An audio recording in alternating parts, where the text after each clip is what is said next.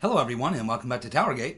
It is TowerGate day number 1068, 1068, March the 10th, 2020, Tuesday. Thank you so much for tuning in.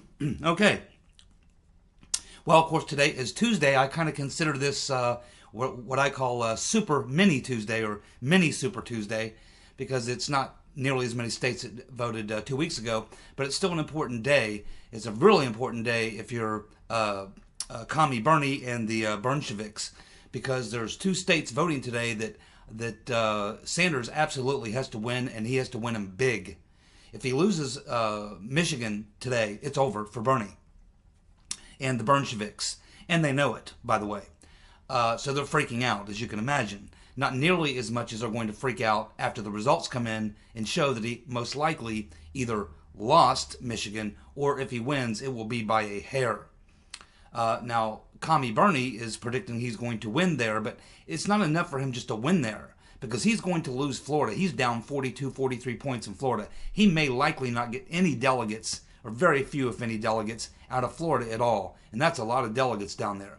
So the only other 2 states that have a decent number of delegates is Michigan. They have 125, and Washington.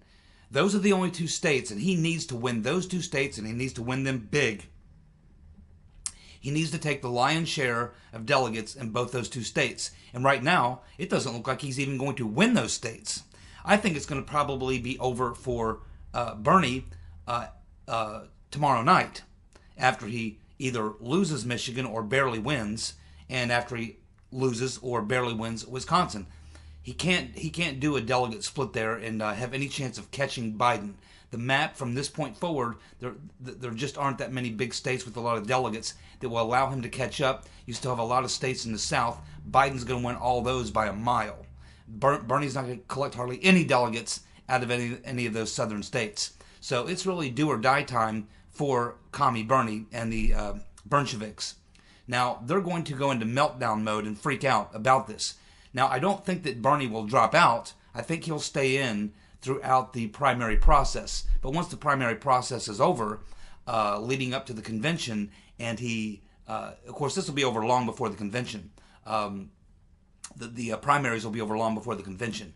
And at that point, once he realizes he does not have the most amount of votes, he has said at this point that he will not challenge or go to the convention and attempt a floor challenge, because he knows he would lose. Even if he were to tie on the first ballot or even win by a little on the first ballot, which he probably wouldn't, he would lose on the second ballot, because that's when the 771 superdelegates chime in, and they would obviously go for someone. Now, what could possibly go wrong with this scenario? Well, let me tell you what could go wrong with this scenario. Joe Biden, Burisma Joe, could go wrong. Now, the debate isn't until after the voting tomorrow. So, obviously, it's not going to affect tomorrow. Tomorrow, or I should say today, Tuesday. Today is going to be what today is going to be. And the way the votes shake out right now, it looks like Bernie is not going to be able to do what he needs to do to stay competitive in the race at the end of the day. But going forward, we are going to have, it looks like, 2 more debates, at least, with Commie Bernie and Burisma Joe. Now, what happens if Burisma Joe, comes, pretty much unglued? Keep in mind, up until this time, all these debates, there's been multiple people on stage. There's been a lot of different people running, a lot of different people getting media attention. We've had all these other things that's been distracting us. But once it's down to just Commie Bernie and Burisma Joe, that means that Burisma Joe has to be able to stand there for an hour and a half to 2 hour debate, or sit there for an hour and a half to 2 hour debate and not, look crazy. And I just don't think he can do it. So what happens? What happens if tomorrow, or I should say today, Tuesday, what happens if, just as what the polls are indicating, Bernie either loses Michigan or only wins by a hair, which doesn't help him any, because the delegate split will be about even, and then he either loses or doesn't win by very much in Washington, again, doesn't help him at all. It's pretty much a split in delegates. What happens if that occurs? And, well, obviously, Biden becomes the clear delegate frontrunner, and there will not be enough big states that Bernie can win that will allow him to catch up. It's basically over for Commie Bernie. But what happens, because he's not going to drop out, he's going to finish throughout the primary season. He's going to do that because he keeps collecting money. And this is Bernie's retirement plan, by the way. So what happens, though, if a week from now, a week after that happens, a week after today, they get into this debate, and Biden basically does what Biden always does. And that is, looks like he's crazy, has a senior moment, however you want to describe it. And what if he has a couple of senior moments? What if he has quite a few senior moments, including maybe some really big senior moment where he just literally blanks, which he seems to do a lot. There'll be a lot more focus on him now. You know, a lot more focus. It will be hard for the media to cover this up. Everyone will know that Biden is simply not up to it. So then what happens? Because now you have Burisma Joe with a large enough delegate lead that Bernie really can't catch him. And there aren't enough big states left, really, for Bernie to catch Biden. But Biden goes and has a seriously bad night in a debate. And everyone realizes this guy is suffering from dementia. There is something seriously wrong. Now what happens? You see the problem? That's why Bernie should stay in. But, you know, I think Biden could go completely senile, just literally go blank and just slobber on himself. I mean, the whole 9 yards. He could just completely, totally melt down. And I believe them states in the South would still vote, not for Burisma Joe, but against Bernie. Because this is what you see happening in this primary. These people are not out there voting for Burisma Joe. Nobody's voting for Burisma Joe. They're voting against Commie Bernie and socialism. That's what they're voting for. They're terrified of Commie Bernie and socialism. That's why they're voting for Biden. And if it wasn't Biden, it could be anyone else in the field. Keep in mind, Tulsi has never pulled out. And actually, I think Klobuchar, Warren, several others, they haven't actually ended their campaign. They've suspended their campaigns. They could refire their campaigns at the drop of a hat. And that's just what may eventually happen. The problem is all those candidates are so weak that they don't stand a chance. And in which case the Democratic Party will be looking for someone who can step in and fill those shoes. And again, the only person I can think of is the Rotten Reverend. And clearly, she's out there positioning herself for exactly that. And I think that once today happens, and if it looks like what the polls are indicating that Commie Bernie doesn't do as well in Michigan and Washington as he needs to do, and Biden clearly has a delegate lead that Bernie cannot catch up to, I think it's at that point that the Rotten Reverend Clinton will begin her next stage of the plan, which is to start tearing down Biden. Because Bernie will be done. There'll really be nothing much you can do for Bernie. He won't really be able to catch up. And so at that point, it's safe territory for the Rotten Reverend Clinton now to make the phone call, to have all of her operatives start pointing out how screwed up Biden is. This is what's crazy about this. A month ago, they were talking, yeah, Biden's got too many gaffes, he's got some things going on, there's a lot of problems, and looks like Bloomberg's the guy. So they try to push Bloomberg to the front. But then when Bloomberg comes up shooting blanks and fails miserably, they go back to Biden, just as if the previous several weeks before, all the things they said were completely forgotten. And now all of a sudden, he's the comeback kid. But what happens after Bernie basically gets blown out of the race and he's no longer got a real clear shot at winning, and now they're back to Biden. And then he goes and has a meltdown on national TV in a debate. And he loses his track of his thoughts and just looks crazy. What happens now? I'll tell you what happens. The Rotten Reverend Clinton makes the call, and the next thing you know, they're right back on the bandwagon saying, well, I don't know, Biden, he just, something wrong there. Just something's going on in his head. I don't know what it is, but I just don't know. I don't know if he's going to make it. At which point, they're all going to be saying, uh-oh, what do we do now? What do we do now? We've taken care of Bernie. There's no way he can catch up. Biden's clearly going to win the nomination, but he's crazy. What are we going to do now? That's where the Rotten Reverend Clinton comes in. That's what it looks like to me. But we'll keep watching. We'll keep watching, because does anybody believe that the next two debates with Burisma Joe, that he is going to be able to, for an hour and a half to 2 hours, look sane? I don't think so. I mean, I just watched him the other day. He can't even do a 10-minute speech without making 2 or 3 gaffes. That's just in a relaxed atmosphere. What's he going to do when the bright lights are on him and the pressure is on him and he's got to sit there for 2 hours with Bernie debating policy? It's going to be ugly. I mean, and if you think it would be ugly between, Bernie and Biden, this is what people are going to look at and say, wow, I mean, Bernie just toasted Biden. Biden doesn't even know where he is.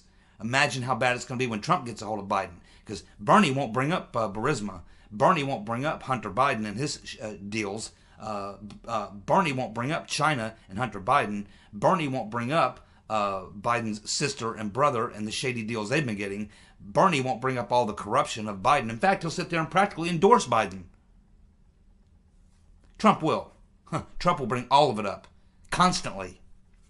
This is where Bernie made his huge mistake. He could have taken Biden out. And he just won't do it. He doesn't have the backbone.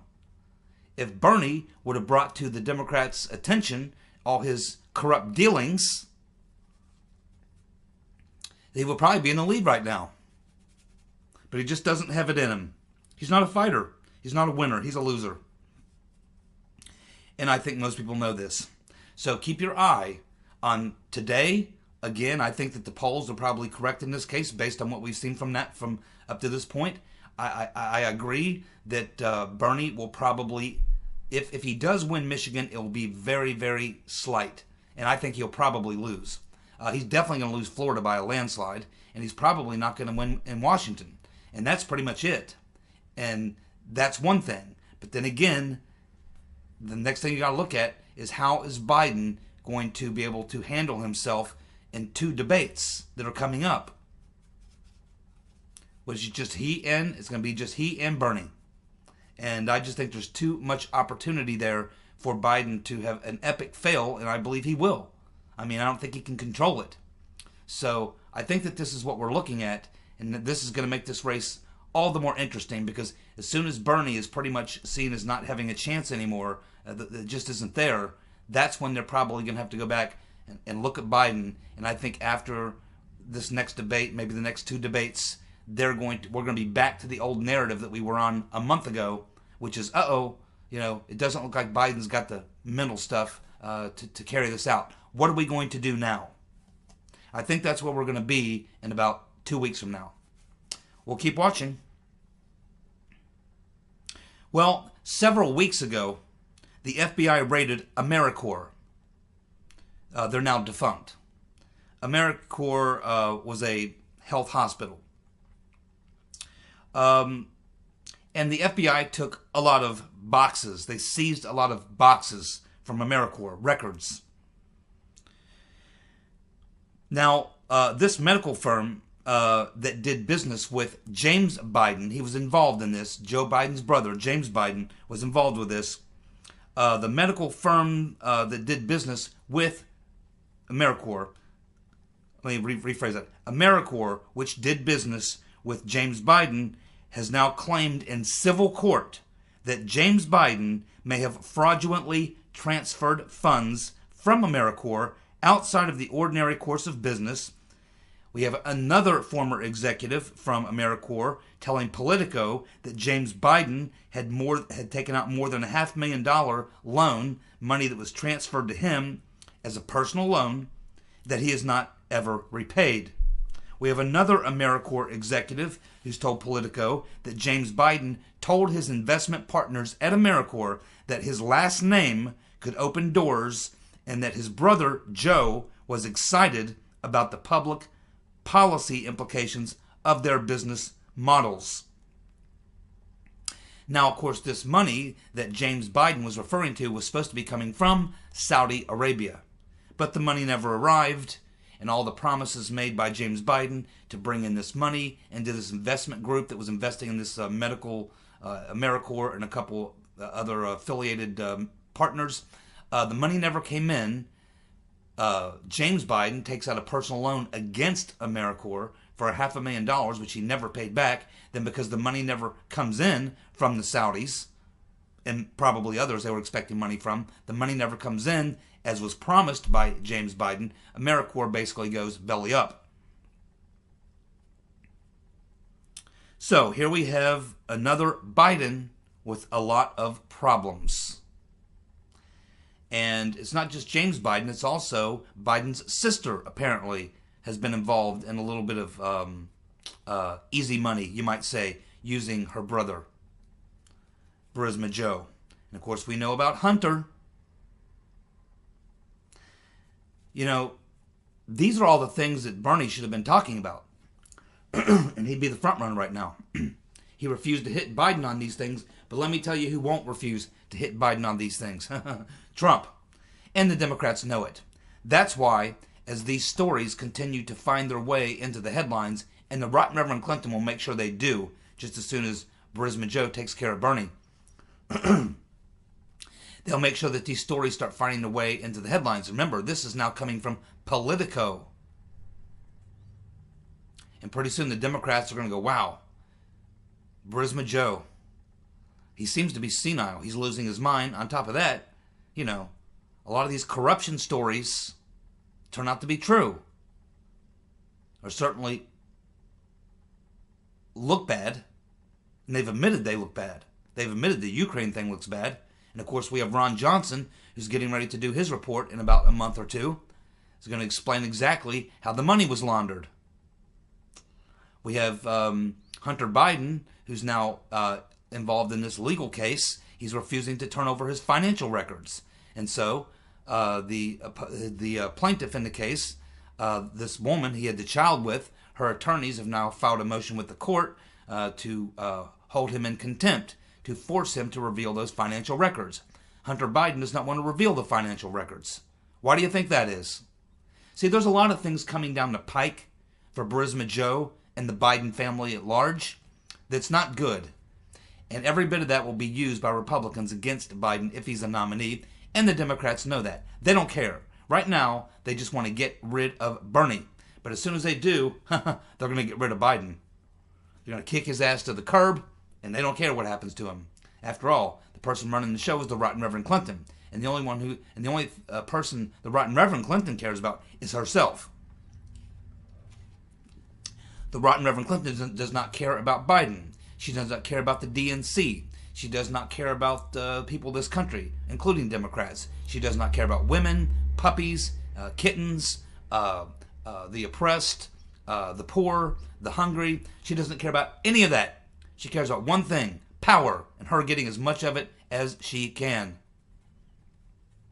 She will stop at nothing to get her hands on that power, including pushing Quid Pro Quo Joe under the bus. And she's got her own problems. But of course she thinks she's above the law.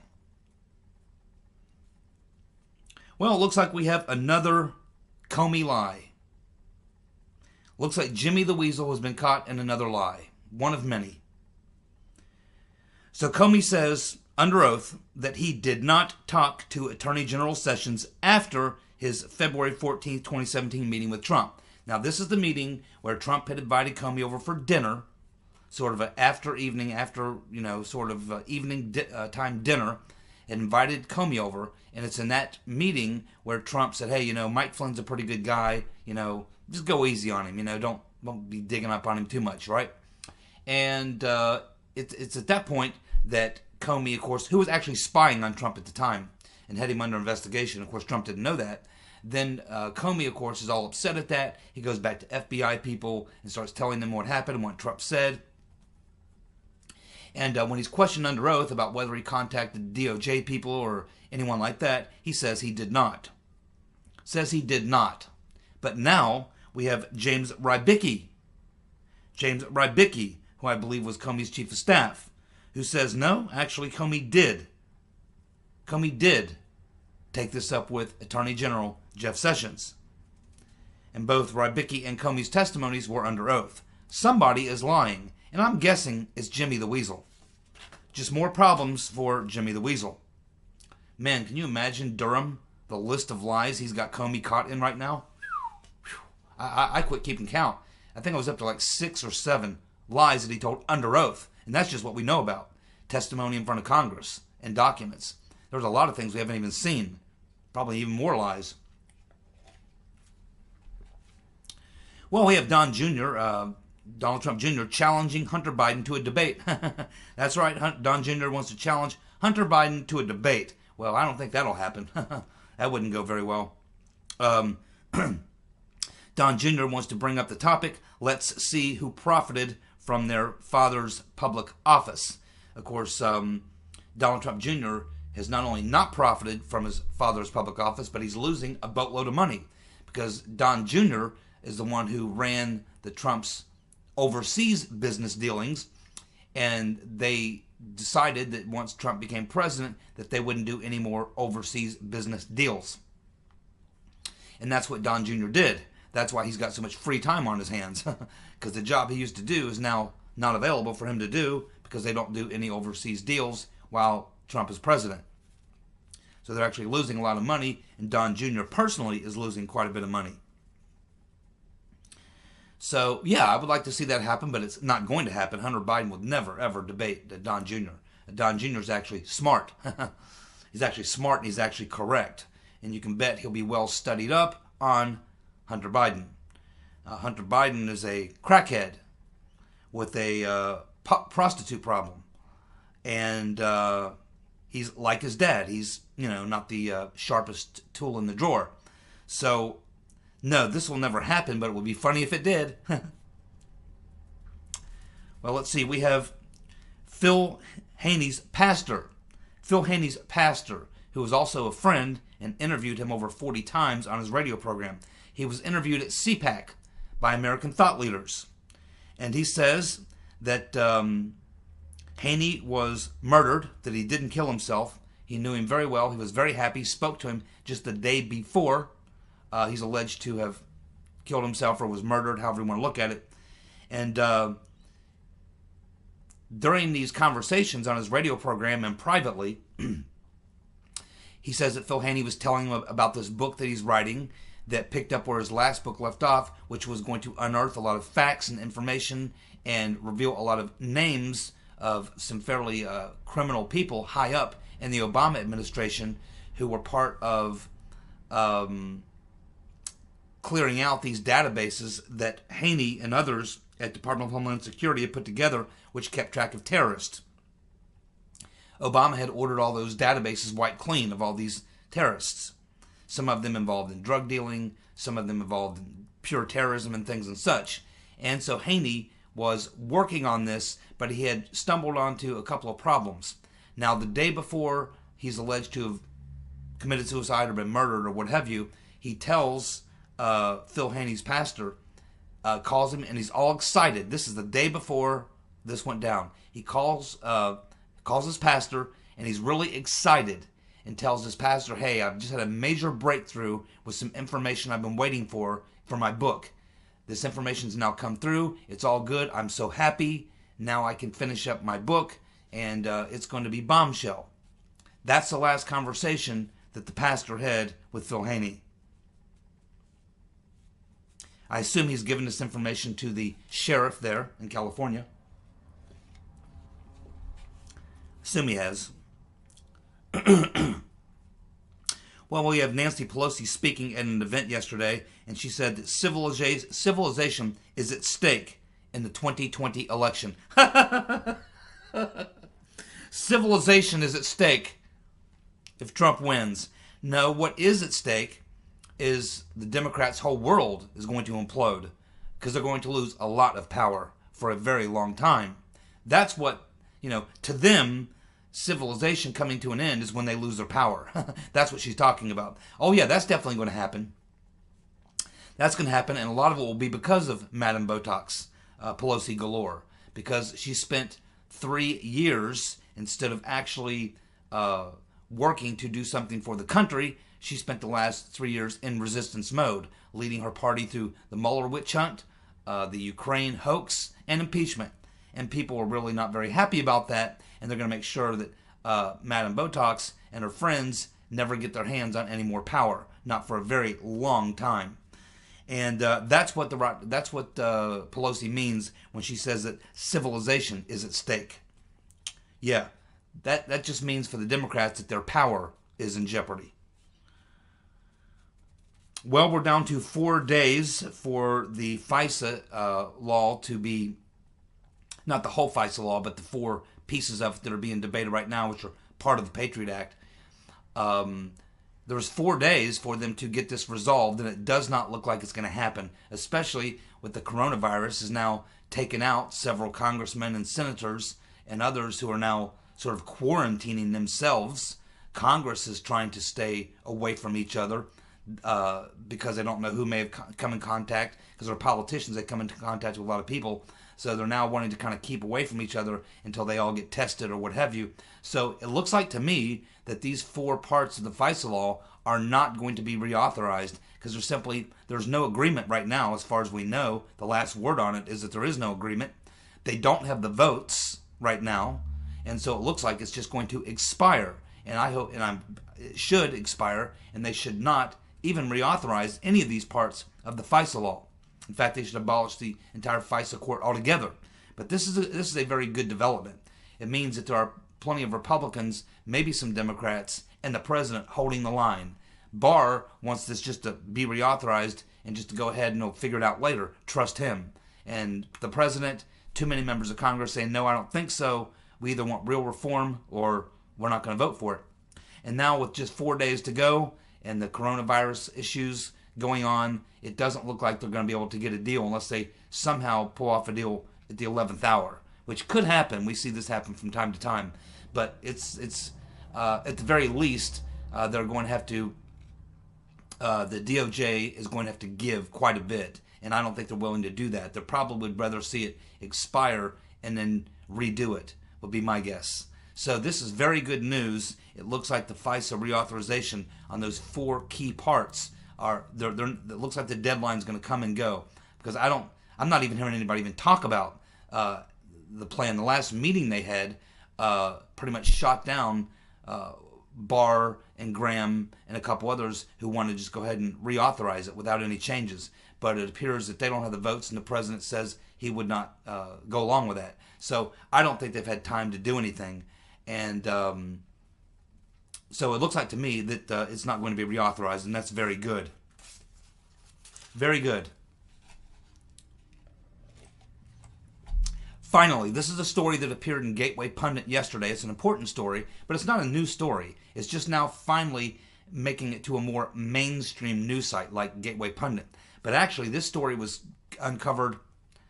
Now, there are some new details here, but for the most part, this story was done over 2 years ago. It was on Disobedient Media, and I believe Elizabeth Voss was at Disobedient Media at the time, and she's the one that wrote the story. And the story was based on the findings of a cybersecurity expert, a IT specialist, along with William Binney and some of his group, who had looked very hard at the Guccifer 2.0 information. They had looked at the claims of CrowdStrike and what had been released by CrowdStrike at the time, and they had looked at the things that they knew about the DNC hack, the claims that were made, and they found all sorts of problems. There's a list of them on that. There was a list of them at that time. I don't know if the webpage is still there. Probably is, archived. But it listed like 11 things, and now since then I think they found even more, along with things like the date timestamp was wrong. The upload speeds would not have been possible for these files to have been downloaded from overseas, and things like that. And there was something else that was also included in that, was that they had found these pages which contained the information which was described as the Russian fingerprints, that the Russians were involved in this hack of the DNC because of the Russian fingerprints, meaning Russian words, Russian language in the program file, in the corrupted program file, which they discovered. But as the investigators for Disobedient Media dug into this, they found out that these pages that contain these so-called fingerprints, Russian fingerprints, were actually from a software program that was written specifically and licensed for the government by Microsoft. And it was essentially a Microsoft Word program licensed to the government called the GSA. Now, a couple names that popped up at that time are back, and this story has found its way back, and now it's found its way into the mainstream. We will see if other mainstream sites or papers or what have you pick up on this, because this was in Gateway Pundit, which is a lot more, I guess you say, mainstream for conservative viewers than, say, disobedient media, which is more of your alternative type media. But still, a lot of good work was done by those two guys and by William Binney and his people. But essentially, and this is a rehash, is that these two individuals in question, there's two individuals. One of them is named Warren Flood, Flood, Warren Flood, who once was an IT specialist at Microsoft. Then he went to work for Democrats. He is, at one time, may even still be Biden's, Brisma Joe's IT director. But at the time, he was working in association with the Democratic Party. Now, there was also this woman, Lauren Dillon, Dillon. She, at the time of the so-called hack, spring of 2016, was the DNC research director in charge of Trump research. The DNC research director in charge of Trump research. Now, it appears that it was either she, Lauren Dillon, or this guy, Warren Flood, who authored a document which attempts to leave the Russian hacker fingerprints at the scene of the crime, using a computer that was registered to Warren Flood. Now, whether Warren Flood did it or whether Lauren Dillon did it, we don't know. If she did it on his computer, or maybe they worked on it together. But we know they're both involved. And, as I said, this computer that was used was a computer that he used for government work, which had the licensed Microsoft Word software licensed for the U.S. government on it. And it's in these pages where they did copy and paste jobs to make it look like Russians hacked the DNC. And the reason that Warren Flood comes into question here is because he speaks fluent Russian. So it was likely this Lauren Dillon, along with Warren Flood, that pulled this off to make it look like the Russians hacked the DNC. They planted the Russians' fingerprints and to the DNC file system using this Word program to make it look like it was the Russians. So this came out in Disobedient Media a couple of years ago. We talked a lot about it. There's been plenty of more stuff. More IT people specifically are looking into this and finding the same. But this is no surprise to any of us, because we all know basically what happened. We don't have the minute details of what happened, but we know in general what happened. What happened was that they found out that someone had compromised their server and had downloaded a lot of materials, which would show that they were cheating Bernie and a lot of other corrupt things they may have been involved in. They probably figured out that it was Seth Rich. And once they figured this out, of course, Seth Rich had an accident, let's say. And then the next thing that happens is we get the Russia hacked the DNC narrative. And then pretty soon that morphs into Russia hacked the DNC, gave this stuff to WikiLeaks along with the Russians to help Trump. They were all working together. So this whole narrative building occurred right in the spring of 2016. And it all happened through the DNC and Clinton and their operatives. They manufactured this narrative, and then they built on it and built on it and built on it and brought in all these other assets and resources to push this narrative. That's why Mr. Durham must get to the bottom of this. And when he does, he'll unravel the entire damn plot. Thank you so much for tuning in. I'll be back tomorrow with more TowerGate. See ya. Bye.